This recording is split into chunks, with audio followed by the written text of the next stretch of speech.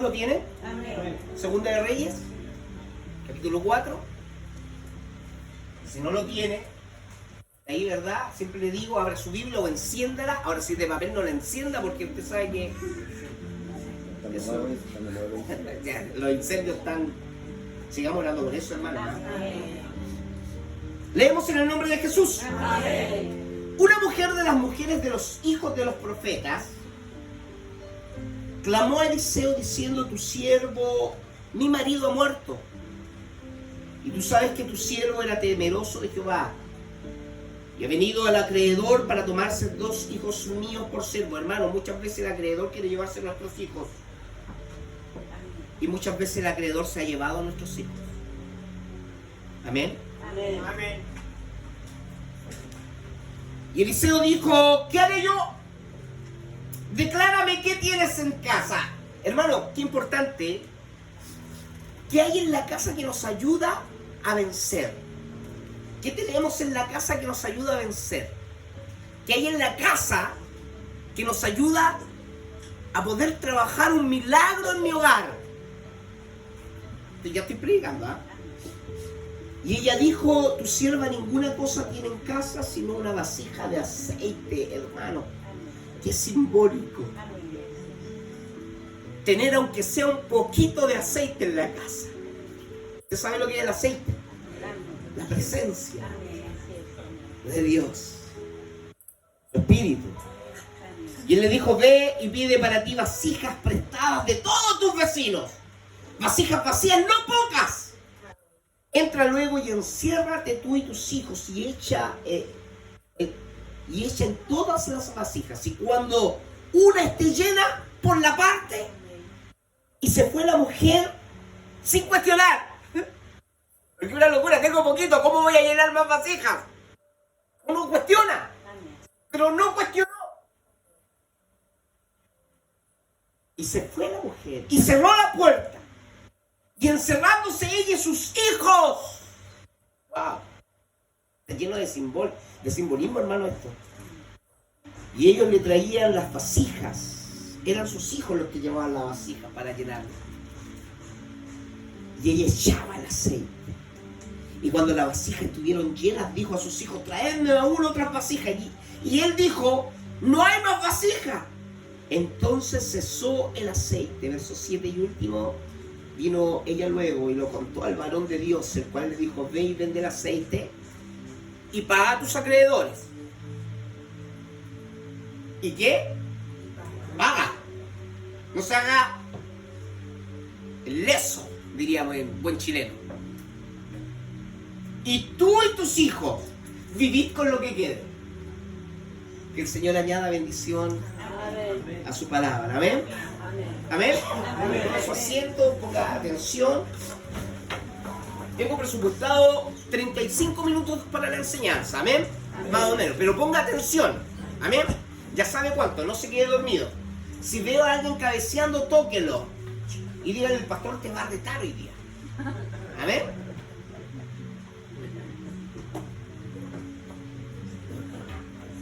Amén. Bien, Eliseo, capítulos atrás, hermanos, ya le dije que era un profeta descendiente, o no descendiente, sino que era el profeta que continuó la línea de Elías. Hemos visto a Elías en diferentes situaciones, en diferentes casos, ¿verdad? Haciendo descender fuego del cielo, matando a los profetas engañosos. Lo vimos, ¿verdad? Haciendo llover luego, orar y que todo se seque. Amén. Y este, ¿verdad?, es el descendiente, o el que continúa la visión de Elías. Necesitamos buscar a alguien que continúe la visión de Templo Esmeralda.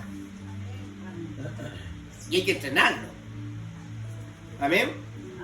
Y hay que entrenarlo. Porque ya los viejitos nos queda poco. ¿O no? Sí. No se sienten viejos. Estamos viejos, hermano. Estamos viejos.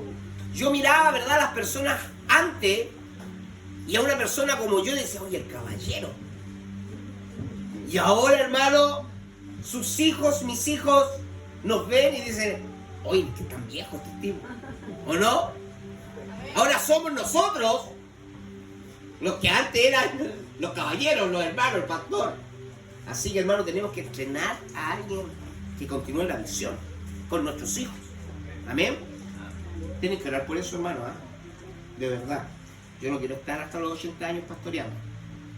Yo quiero pastorear hasta los 60 y ahí, ¿verdad?, dedicarme a ver cómo crecen las otras generaciones. Ese es mi sueño. Estoy abriendo el corazón, no sé por qué. A lo mejor no va a durar tanto. Ahora, veamos. Eliseo, capítulos antes, había salvado a 3 ejércitos, o sea, una conglomeración de personas, 3 ejércitos, hermano, de mucha gente.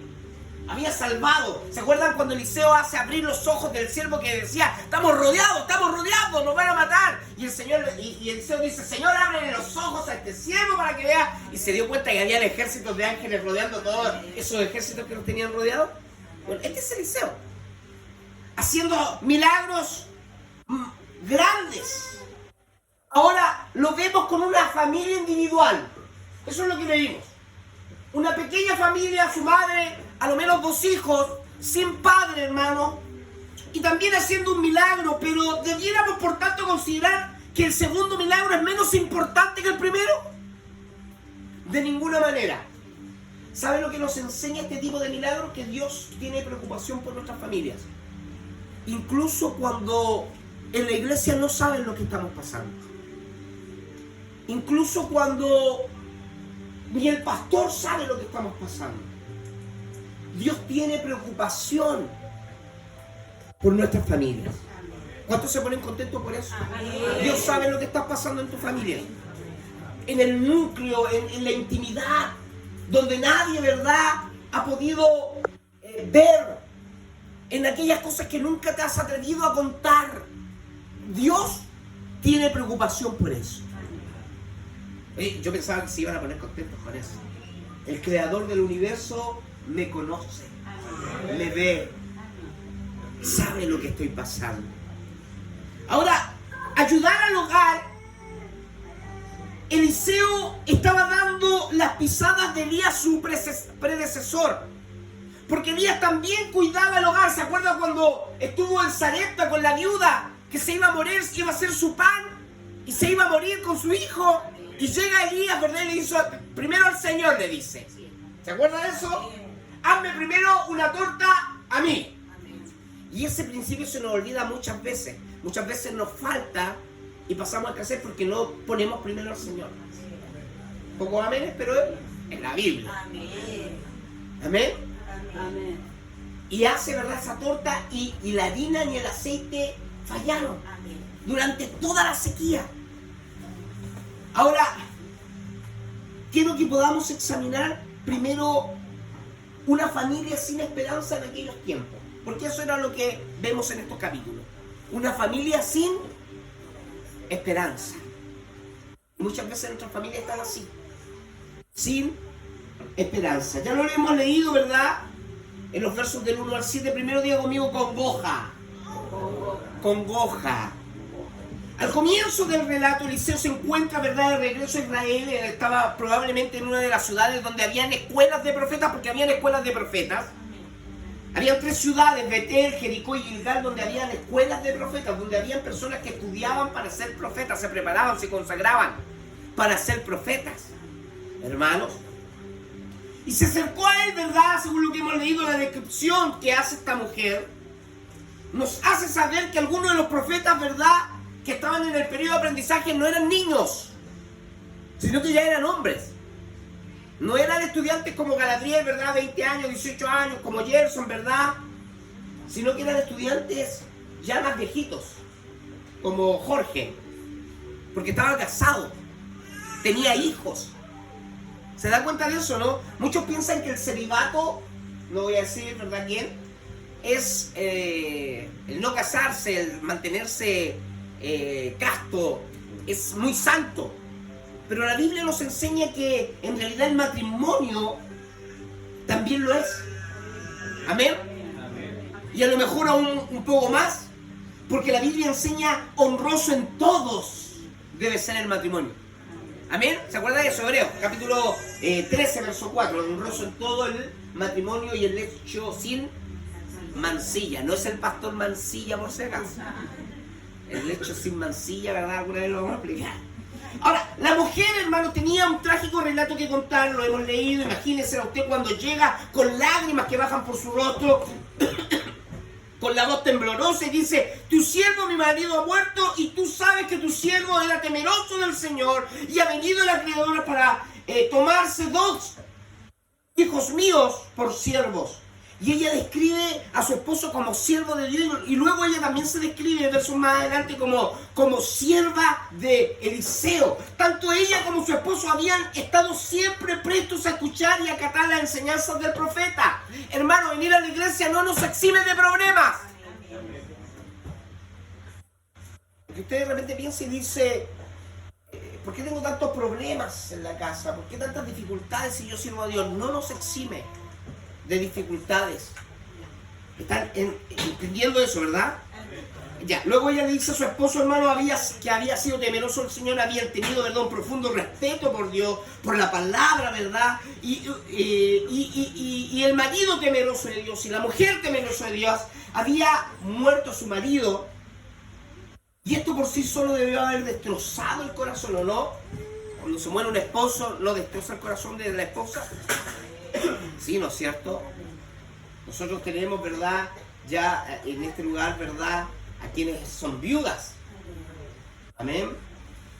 Pero es un proceso dolorosísimo, complicadísimo, hermano. Y ella esperaba probablemente tenerlo durante toda su vida a su lado, ¿o no? Eso es lo que espera la esposa. Amén. ¿O no? Amén. Es: quiero a mi esposo toda mi vida a mi lado. O es: quiero a mi esposo toda mi vida a mi lado. ¿Cómo es? Quiero a mi esposo toda mi vida. A ver, mire a su esposo con cara de amor. Mire. Ya, pero mírelo. Con cara de amor. ¿Ah? No levantando las cejas, así como...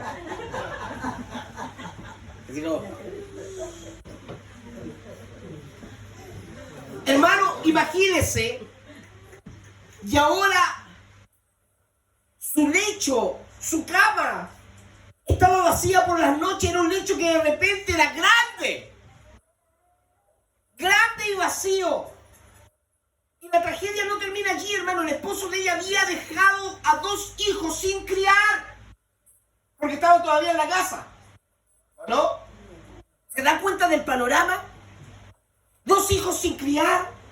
En el mundo antiguo, la persona más indefensa que podía haber después de una mujer sin varón que fuera el sostén de la familia era una viuda con hijos dependientes. Era complicadísimo, y algunos de ustedes, ¿verdad?, saben lo que significa eso. Lo abrumador que es verse sola en la casa con hijos pequeños. ¿O no? ¿Están conmigo? Amén. ¿Están atentos, no? Porque con estos lentes no veo nada para allá. Si se está durmiendo del lado, ya le dije. Hermano, la tragedia empeora. El marido de la mujer no solo dejó sin fuentes de ingreso, sino que además los dejó endeudados. La cosa no es fácil. La cosa no es fácil. No sabemos cómo sucedió. Tal vez será culpa del hombre, porque muchos siervos de Dios, hermano, conscientes, talentosos, han tomado decisiones financieras poco sabias. ¿No? Me considero ahí, parte de ellos. Hemos tomado decisiones que en realidad se ha insinuado, ¿verdad?, que puede haber sido por un corazón generoso. Se ha dicho que probablemente este hombre, y esto está fuera de la Biblia, pero se lo doy como dato, era aquel que mantuvo a los 7.000 rodillas sin doblar. ¿Se acuerdan cuando Elías dice: estoy solo? Pero el Señor había reservado en una cueva a unos profetas de Dios que alguien lo alimentaba. Se dicen que fue este hombre. No lo sé, pero puede haber sido. Puede haber sido, ¿verdad?, que su endeudamiento haya sido de un corazón generoso. Porque alimentar a 7.000 bocas, hermano, es difícil. Esconderlas es difícil. Alguien tiene que haber pagado el precio. Y a lo mejor era por un corazón generoso, pero con malas decisiones. Y muchas veces tenemos corazón generoso, pero tomamos malas decisiones. En nuestras casas. ¿O no? Queremos ayudar, pero metemos mal la pata. y pedimos un préstamo para tapar otro préstamo. Ay, diga conmigo, ay. Ay. Cuando murió su esposa no tuvo cómo pagar la deuda. Qué terrible la situación. Y era posible que su esposo no tuviera la culpa, como le dije. Era siervo de Dios, en una tierra donde los siervos de Dios eran menospreciados, cuya no sabemos cuál haya sido su fuente de ingreso. Lo cierto es que había sido escasa. ¿Alguien dice amén a eso? Amén. Tal vez algún patrón lo había, ¿verdad?, abusado, no le había pagado lo que correspondía, no le había pagado todo su salario. Podemos imaginarnos, ¿verdad? Pero el gran problema es que sus buenas intenciones murieron con él y sus deudas continuaron. Tengamos cuidado con las cosas que le dejamos a nuestros hijos, a nuestras esposas cuando partamos. ¿Amén, varones? ¿Amén, varones? Amén. Se amontonó la tragedia, pero lo peor era que el acreedor del esposo ya había ido a buscar las cosas, le había quitado todo lo que tenía y le había avisado que iba a ir a buscar a sus hijos, porque no tenía nada en la casa. Y en los tiempos de Eliseo, hermano, la garantía subsidiaria era precisamente transformarse en esclavos de aquellos a quienes uno le debía. ¿Amén? Amén. ¿Todavía estás conmigo? Amén. Ya. Diga conmigo, ayuda. Ayuda. Primero dije congoja, ahora ayuda. Amén. Amén. Se ha dicho que Eliseo jamás se le tuvo que pedir ayuda 2 veces. Él preguntó, ¿qué haré yo? ¿Se acuerda de eso? Las viudas y los huérfanos siempre han ocupado un lugar especial en el corazón de Dios. Amén. Y debemos entenderlo así. Amén. Amén. Debemos cuidar a nuestras viudas. Amén. Debemos cuidar a nuestros huérfanos. Amén. Y muchas veces parece que nuestras viudas no están cuidando a nosotros. Amén. Amén. Pero debemos cuidar a nuestras viudas y debemos cuidar a nuestros huérfanos, porque Él es el padre de huérfanos y defensor de viudas, dice. Amén. Eso lo dice la palabra, el protector de los derechos de ellas. El representante de Dios estaba, por ende, hermano, estaba presto a ayudarle, y siervos de Dios debemos estar prestos a ayudarle a aquellos que están pasando mayor necesidad. Amén. Amén.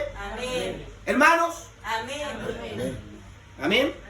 Eliseo no esperó que la mujer le dijera qué podía hacer él. En su lugar dijo qué podría hacer ella. Y comenzó diciéndole, declárame qué tienes en la casa. Qué importante esta declaración. Porque muchas veces para que el Señor nos ayude debemos partir en casa. ¿Alguien dice amén a eso? Amén. Debemos partir orando en casa. Amén. Debemos partir juntando a la familia en casa. Debemos partir haciendo pequeños devocionales en la casa. Si usted no le enseña a su hijo a leer la Biblia, nunca la va a leer. Porque nuestros hijos aprenden no de lo que le decimos. ¿Sabe de qué aprenden los hijos? De lo que hacemos. ¿Quiere un hijo que ore al Señor? ¿Quiere un hijo que venga a la iglesia? ¿Qué estás haciendo? ¿Qué tienes en tu casa? Qué bonito el texto bíblico que nos ha tocado el Señor hoy día. Amén. Y ella responde con tristeza, tu sierva ninguna cosa tiene sino una vasija de aceite. Y la palabra hebrea que se traduce por vasija indica pequeñez. No tengo mucho, Señor.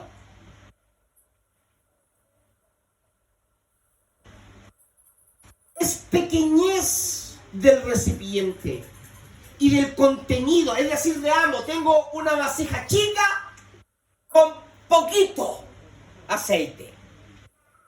Y hermanos, así se lee en la Nueva Versión Internacional. Un poquito de aceite. Eso es lo que tengo. Ahora, hermanos, algunos comentaristas creen que se trataba de una modesta botella de ungüento perfumado que la mujer había conservado en para su propia sepultura. Pero la mayoría de ellos creen que se trataba de una sustancia más corriente. Algo, ¿verdad?, de aceite de oliva que se usaba para cocinar, para alumbrar, para sanar, para aliviar, para ungir. Algo que era muy común. De todos modos, el diminuto recipiente de aceite, cual haya sido, era todo lo que tenía.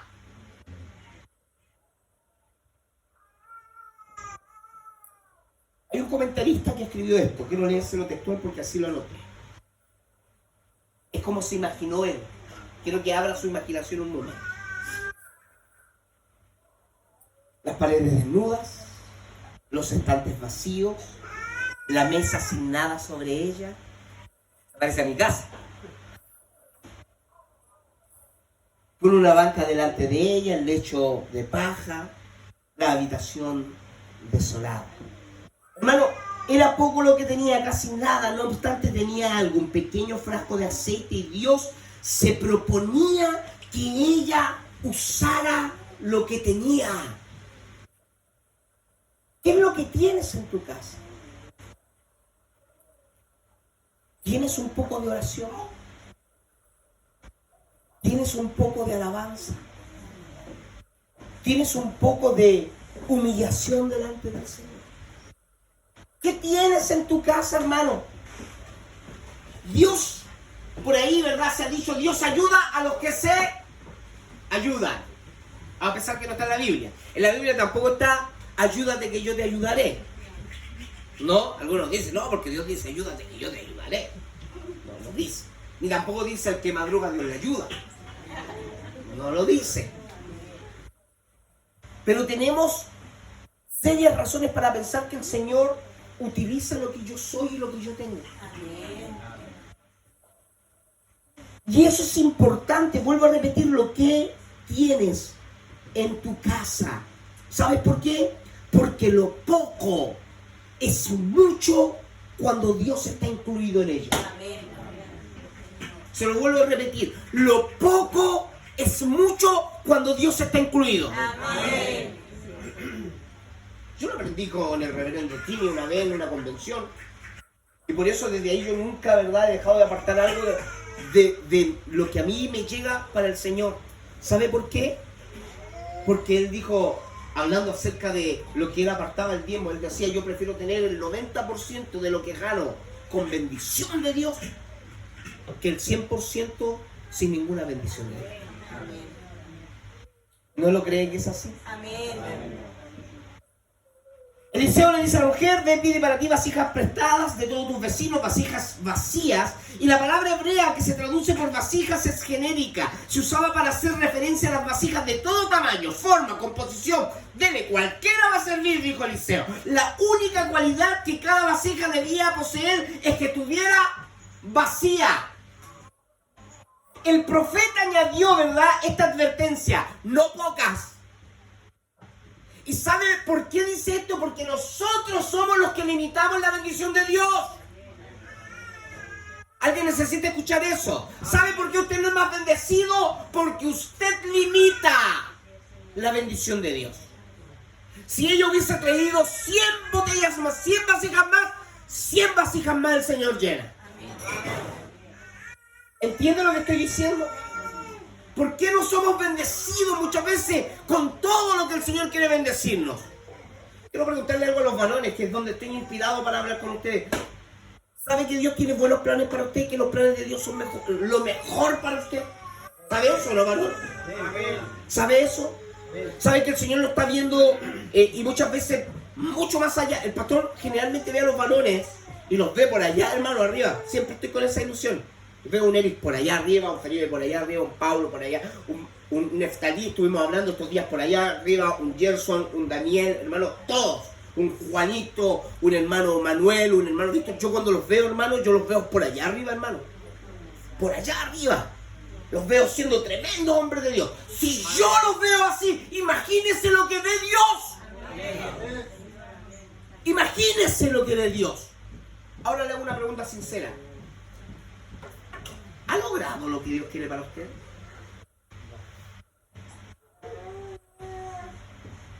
¿No siente que le falta algo? Yo siento que no me falta algo, yo siento que me falta mucho. Mucho. Y por eso quiero que trabajemos en eso. ¿O no? Desde todo punto de vista, hermano, las instrucciones de León son extrañas. La mujer podía haber protestado. Y nosotros muchas veces lo hacemos. diciendo estoy a punto de perder a mis hijos y usted me pide que recoja tarros. Y así muchas veces nos comportamos con lo que Dios nos dice, haz esto. ¿Y usted qué piensa que, Señor, que no la estoy pasando mal? ¿Cómo así o no? Podía haber dicho mis vecinas para creer que mis problemas me han vuelto loca. La mujer del tarro me va a decir. ¿Qué les voy a decir? ¿Qué voy a hacer con tantos tarros vacíos? Pero ella no lo hizo. Ella, hermanos, y a veces debemos entender que a veces los mandamientos de Dios no tienen sentido para nosotros. Y a veces sí lo tienen, pero la mayoría de las veces no lo tienen. No lo podemos entender, pero nos parezca que tengan o no tengan sentido, lo cierto, hermano, es que son acertados. Lo que Dios nos enseña, lo que Dios nos dice. Y el milagro muchas veces depende de que aceptemos lo que Dios nos dice. Amén. Eliseo siguió sus instrucciones, entra luego, enciérrate tú y tus hijos. Deseaba que fuera un milagro en privado, hermano. Y a veces Dios quiere hacer cosas con nuestra vida, con nuestra familia. Aprendí algo tremendo, ¿verdad? Este fin de semana en Coaja, en el campamento donde estuve. ¿Sabe qué es? Hemos desvirtuado lo que el Señor nos hace ver. Porque nosotros nos hace ver... No, se lo voy a adelantar, hermano. Voy a pedir al pastor Fabián que lo venga a predicar. Porque el Señor nos hace ver errores en los demás, ¿o no? ¿O no? En nosotros también. Pero nos hace ver errores en nosotros. Y nos hace ver errores en los demás. ¿Sabe lo que hemos hecho con esos errores? Lo hemos criticado. Hemos hablado de ello. ¿Sabe por qué le hace ver el Señor ese error? Porque usted tiene un rol fundamental en ese error. Si a usted se lo hizo ver, probablemente sea usted el que tiene que fortalecer eso. Amén. En privado. A veces el Señor quiere hacer algo con nosotros, en nuestra familia, en nuestra casa. Y estamos pendientes de lo que le pasa al otro hermano, de cómo vino la otra hermana, pero el Señor quiere hacer algo en nosotros. En nuestra vida. Y echa en todas las vasijas y cuando esté llena, ponlas aparte. Diga amigo, congoja, ayuda, felicidad. Qué bueno que Dios no termina la historia ahí, ¿o no? Qué bueno que la historia no termina ahí. La mujer salió, verso 5, y comenzó a pedir vasijas prestadas. Pronto su casa estuvo llena de vasijas grandes, pequeñas, medianas, viejas, nuevas, lujosas, llanas, vasijas y más vasijas. Y luego ella cerró la puerta del frente y me imagino la escena que siguió de este modo, hermano. Yo lo intenté describir. La mujer toma su diminuto recipiente de aceite. Qué pequeño, qué insignificante era, ¿verdad? En comparación con la colección de vasijas que tenía y que le rodeaba. Ella sostiene su aliento. Perdónenme por mi imaginación, pero lo veía. Veía a esa mujer tomando su frasquito, hermano, chiquitito, porque así dice que era una vasija pequeña con poco aceite. Respira, hermano, y cuando inclina el vaso fresco en su mano sobre la vasija más cercana, el aceite comienza a fluir. Empieza a caer y fluyó, y fluyó, y los ojos de ella se agrandan cada vez más. Y ve cómo empieza a caer y el aceite comienza a fluir. Y el aceite fluyó hasta que la vasija se llena hasta el borde. Y no tan solo esa, sino que ella dice a sus hijos, rápido, rápido, traigan otra. Los hijos van. El aceite sigue fluyendo. Hasta que, hermano, la vasija se llena. Y luego los muchachos se apresuran a llevar a su madre la tercera vasija, y cuando las vasijas tras vasijas empiezan a llenarse, se llenan con la fuente aparentemente inagotable, hermano, la felicidad vuelve al hogar. La alegría vuelve a su hogar. Aquella que se había, ¿verdad?, ido con tanta tristeza. La risa de la madre se mezcla con la de sus hijos. Las arrugas de las preocupaciones se borran de su rostro. Se levantó la carga que pesaba sobre su corazón. Al final la mujer dijo a uno de sus hijos: tráeme otras vasijas. Y este dijo: no hay más vasijas. Todas las vasijas, hermanos, que habían pedido prestadas estaban llenas. Luego cesa el aceite. El flujo cesó del pequeño recipiente. Estaba vacío, el milagro había terminado. Ahora ella debía haber entendido el significado de las instrucciones en el sentido de conseguir no pocas. La cantidad de aceite estuvo limitada solamente al número de vasijas que ella reunió. ¿Están conmigo todavía? Amén. La mujer corrió a contarle a Eliseo la gran maravilla que había sucedido, verso 7. Y una vez más las lágrimas debieron haberse asomado en sus ojos y su voz debió haberse entremecido, pero esta vez eran lágrimas de gozo. Y es verdad, donde el Señor cumple su palabra, que Él cambia nuestro gozo en alegría, nuestro llanto en danza. Y se cumple en esta vida, hermano. Su voz estremecida de emoción. Y cuando ella le dice al profeta lo que había sucedido, una vez más había una pregunta no expresada.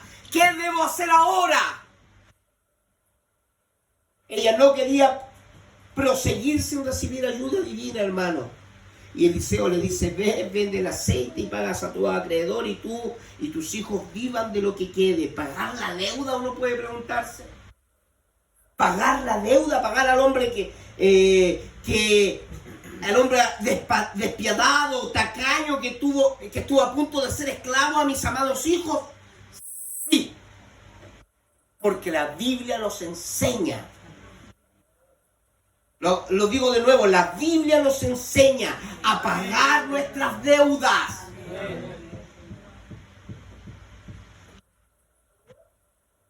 Un comentarista que dice: aunque el acreedor sea cruel, usted no sea injusto. La conducta de otros para con nosotros no altera la naturaleza de nuestros deberes para con ellos. Tú me haces sacar lo malo de mí. ¿Cuántos han dicho eso? No. Usted reacciona como usted es. Las personas pueden hacernos daños, pero nosotros no tenemos por qué responder de la misma manera. ¿Están conmigo? Amén. Las personas pueden ser crueles con nosotros, pero si yo me vuelvo cruel como ellos, entonces yo soy cruel. No es que ellos me hayan sacado lo malo de mí. Tú me haces enojar. No, tú te enojas. ¿Alguien necesitaba escuchar eso? ¿O no?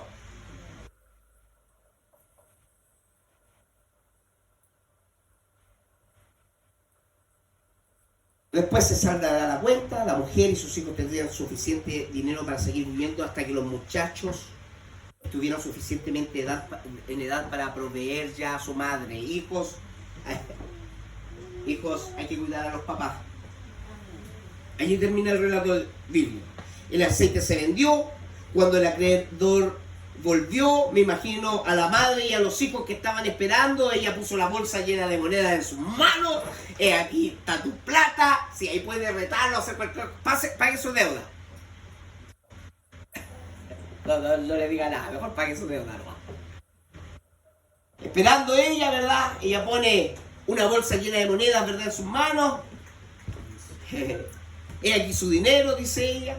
La boca de él se abre, ¿verdad?, hasta las rodillas. pero, ¿cómo? Y me imagino a ella diciéndole, nuestro Dios cuidó de nosotros. Nuestro Dios nos proveyó, nuestro Dios nos salvó de su corazón tan endurecido. Tome usted el dinero y yo me quedo con mis niños. Hay que luchar por nuestros hijos, hermanos. No hay que dárselos tan fácil al acreedor. Hay que luchar por nuestros hijos, hay que doblar nuestra rodilla, hay que meter aceite en la casa. Una sonrisa se dibujó, ¿verdad?, en lo ancho del rostro de su mujer, de esta mujer, cuando ve al prestamista que se va y que se iba moviendo su cabeza y sus hijos estaban a su lado. Qué tremenda historia, ¿o no? Deme 5 minutos para hablarle acerca de familias sin esperanzas en nuestros tiempos. 5 minutos, póngame atención. Hay lecciones que podemos sacar de esto, ¿no?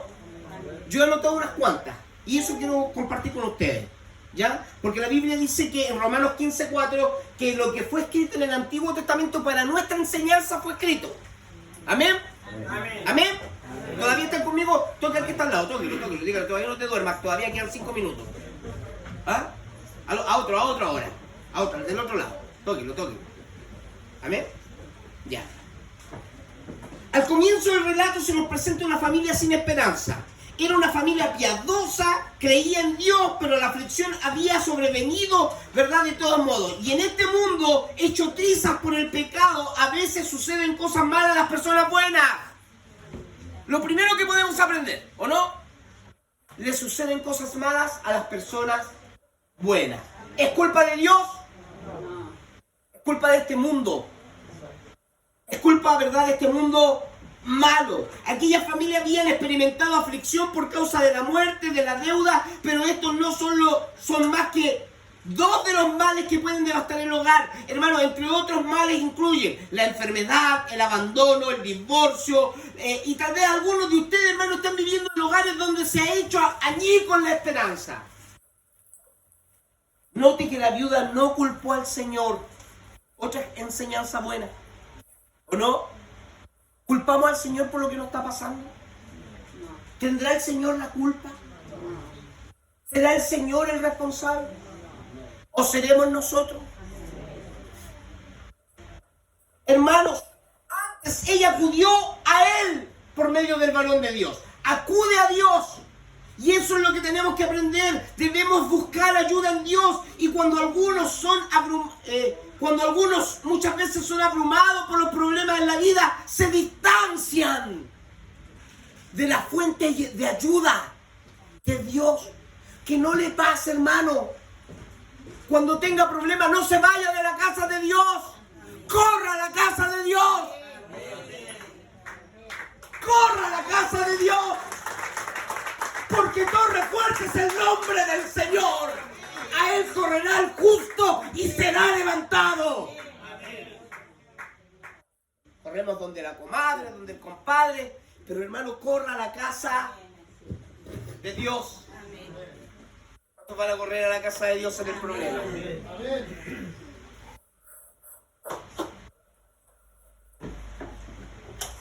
No importa qué problema llegue a su vida, hermano, jamás ponga en duda que el Señor lo ama. Jamás ponga en duda que Él desea ayudarle. Diga conmigo, ayuda. ¿Qué debemos hacer cuando una situación familiar parece, verdad, que nos ha llenado de desesperanza? En primer lugar, debemos humillarnos lo suficiente para reconocer que tenemos un problema. No le cuento nada a mi pastor, yo no le quiero llevar más problemas. He escuchado tantas veces eso. Para eso estoy. Para intentar guiarlo. Para intentar, ¿verdad?, solucionarlo juntos. Para eso está el pastor. No, es que tiene tantos problemas. Sí, pero el Señor me da el aguante. Para eso me ungió.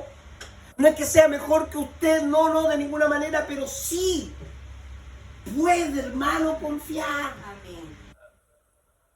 Hay cosas que ni mi esposa sabe. Ella sabe. Hay cosas que mis hijas nunca van a saber. Y cuando a ella le cuentan algo que le dicen, no lo puedes contar, yo soy intruso, yo le pregunto y ella me dice, no lo puedo contar, y no lo cuenta.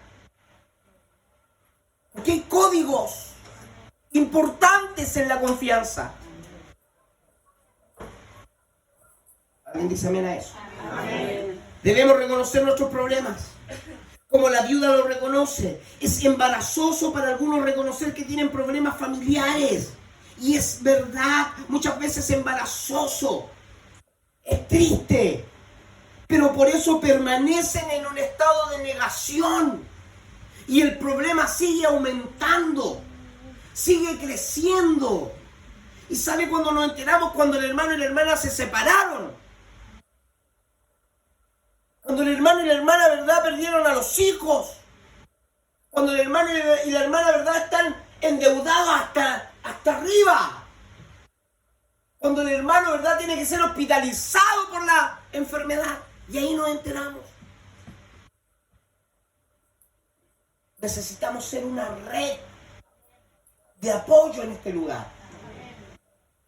¿Alguien dice amén a eso? Amén. ¿Les gusta lo que le estoy diciendo? Amén. Y además de gustarle, se lo está grabando en el corazón. Amén. Solo los que están conscientes de sus necesidades reciben ayuda de Dios. Amén. Luego necesitamos preguntar, ¿hemos hecho todo lo que nosotros podemos hacer para resolver el problema? Porque a veces no hacemos nada. Dejamos que se acumule. Dejamos, ¿verdad?, que Dios no, si Dios no lo hace. Y hablamos un discurso espiritual y espiritualoide. No espiritual, espiritualoide. No, si Dios no lo hace, yo no voy a buscar ayuda. Hermano, necesita muchas veces ayuda. Necesita muchas veces terapia. Necesita ir al médico. No, es que si Dios no me sana, no, nadie me va a sanar. Hermano, necesita ayudarse. ¿Qué tienes en tu casa? Necesita consejería. Eso es un problema que tenemos todos los varones, ¿eh? Nosotros nos contamos nuestros problemas. Nosotros nos hablamos de nuestros problemas. Nosotros estamos en una constante demostración de lo que... Dale, me dieron ganas de pegarle a los matrimonios. No. Eliseo dijo a la mujer, declárame qué tienes en casa. Y ella necesita hacer un inventario de sus recursos. No tenía mucho, ¿verdad? Pero tenía algo. Y a veces nosotros no tenemos mucho en la casa, pero tenemos algo. ¿O no? Necesitaba usar lo que tenía. Necesitaba hacer lo que podía para llevar su propia carga. Se ha dicho que el mejor lugar donde encontrar ayuda está en el extremo del brazo. Es decir, en mi propia mano. Muchas veces. Pero no hacemos nada, hermano. Nos callamos los problemas. Nos callamos la dificultad. Nos callamos, hermano, hasta cuando explota. Y eso no es bueno. Porque cuando explota queda la embarrada y nosotros, por ejemplo, los hombres somos medio tarugos. Yo siempre se lo he dicho. Usted no le dice a su esposo lo que le parece que necesita, su esposo no tiene la capacidad ni las neuronas para entenderlo. Porque si usted le dice que está bien, para el hombre usted está... ¿Qué te pasa? Usted dice nada. Para el hombre, a usted no le pasa nada. Y usted, hombre, si le va a dar la oportunidad a la esposa, voy a tener que brincar de los matrimonios. Para escuchar algo, prepárese, hágase unos sándwiches, un par de bebidas y siéntese a escucharla porque eso es palabra.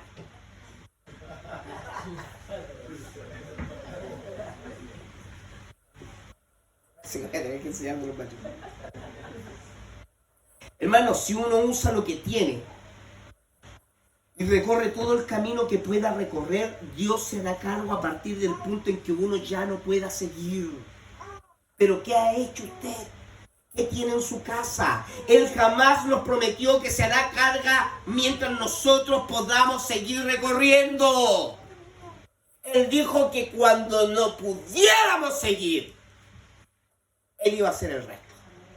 Cuando resucita a Lázaro, Él pudo haber corrido la roca, pero ¿saben lo que hace? Yo voy a hacer lo que ustedes no pueden, pero ustedes hagan lo que ustedes pueden hacer, saquen la piedra.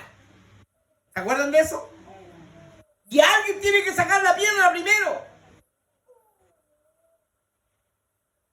Uno debe planear andar con fe, hermano, más allá del punto que va el camino despejado y luego seguir hasta que sus recursos se agoten. En ese momento que Dios se va a hacer cargo, no se va a hacer cargo de tu problema antes. Mientras tú puedas hacer algo, el Señor va a permitir que tú hagas algo. Y si tú no haces nada, el Señor se va a quedar esperando hasta aquel lugar donde tú no puedes hacerlo. ¿Me entendió eso? Sobre todo, usted necesita acudir al Señor. Muchos sermones se han predicado sobre el tema pide, no pocas. El asunto que se ha declarado es que la mujer se puso a sí misma la única limitación de la bendición que recibió, el número de vasijas que pidió prestada. La pregunta es, ¿deseó la mujer haber pedido más vasijas prestadas después cuando vio que se acabó? ¿Qué cree usted? ¿La mujer habrá deseado haber pedido más vasijas después, cuando se le acabó el aceite? Yo creo que sí. Escucha, quiero pedir más. Y así nos pasa. La Biblia enseña que Dios es un Dios generoso. Lo único que limita la generosidad de Dios es el grado en que estamos dispuestos a confiar plenamente en Él. ¿Cuánto confía usted en el Señor? En su vida, en su fe, en sus recursos, en su tiempo. ¿Cuánto confía? De eso va a depender cuánto el Señor sea generoso con usted en su vida, en sus recursos, en su tiempo, en su bendición. ¿Entendieron eso? Amén. ¿De verdad entendieron eso? Ya conmigo, felicidad. ¿Se encuentra usted en una situación familiar que parece desesperada? No me responda, sé que da vergüenza todavía. Haga todo lo que pueda y el Señor va a hacer el resto. Póngase en pie. El Señor le ayudará. ¿Están conmigo? Amén. Ya terminamos. El Señor le ayudará. Amén. ¿Amén? ¿Cuántos dicen amén? Amén. No puedo decirle exactamente cómo le va a ayudar. Puede que elimine el problema, puede que le ayude a sobrellevarlo. Lo que sí sabemos con certeza es esto: Él puede ayudarme. Amén. Lo digo de nuevo: Él puede ayudarme. Amén. Y Él lo va a hacer. Amén. Si usted se lo permite.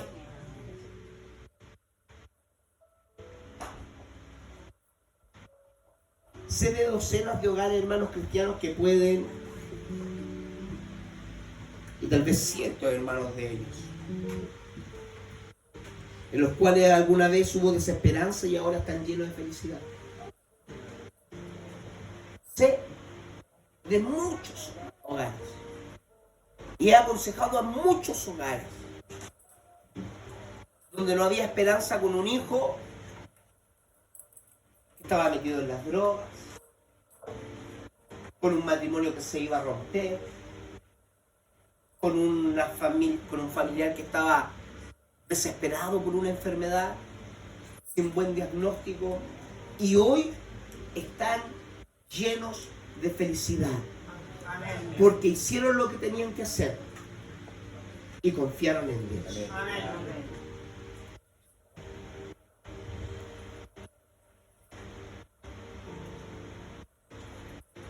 Termino con él. Dios ayudó a una familia hace mucho tiempo y Él puede ayudar ahora a nuestras familias. ¿Cuántos dicen amén? Amén. Si usted se lo permite.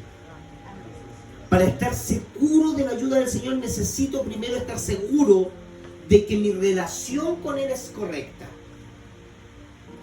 De que estoy, verdad, a los pies del Señor. de que estoy haciendo todo lo que estoy haciendo y lo estoy haciendo, ¿verdad?, con toda mi fe y con toda la confianza en que Él va a hacer el resto. La mujer tenía una deuda que no podía pagar. Y hermanos, nosotros estamos cargados de deudas que no podemos pagar. Los hijos de la mujer estaban amenazados por la esclavitud. Nosotros hemos sido esclavizados por el pecado. Dios nos ha hecho bondadosas provisiones para nosotros, tal cual como lo hizo con la viuda, pero primero Él espera que hagamos lo que podamos. No nos ha pedido que confiemos en Él, que seamos sumergidos, ¿verdad?, en el bautismo y luego que vivamos para Él. Y si nos sometemos a Él, a su voluntad, Él va a poder llenar nuestras vasijas vacías. ¿Cuántos necesitan un milagro en su hogar? Amén. Dios lo puede hacer. Amén. Voy a pedirle que dé un paso de fe hasta este lugar. Venga, venga.